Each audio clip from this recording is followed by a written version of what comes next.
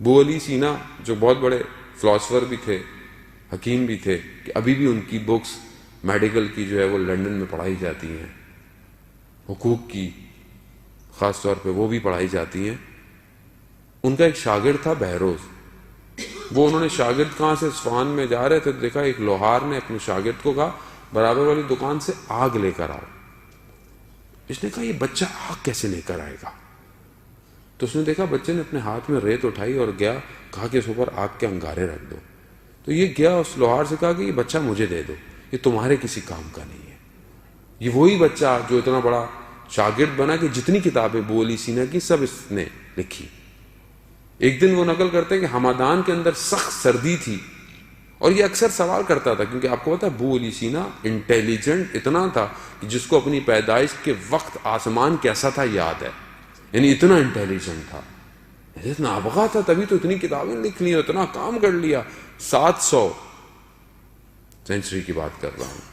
یہ اکثر اپنے استاد سے کہتا تھا کہ آپ نبوت کا دعویٰ کیوں نہیں کرتے؟ اتنا سب کچھ آپ کے پاس ہے تو آپ نبوت کا دعویٰ کر دیں. خاموش رہتے تھے.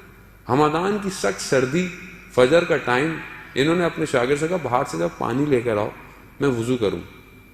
شاگرد بھی پھر انہی کا تھا، کہتا ہے باہر ٹیمپریچر بہت منفی ہے، اندر ٹیمپریچر گرم ہے، باہر نکلوں گا بدن گرم سے سرد ہو جائے گا، مریض ہو جاؤں گا، آپ تیمم کر لیجئے.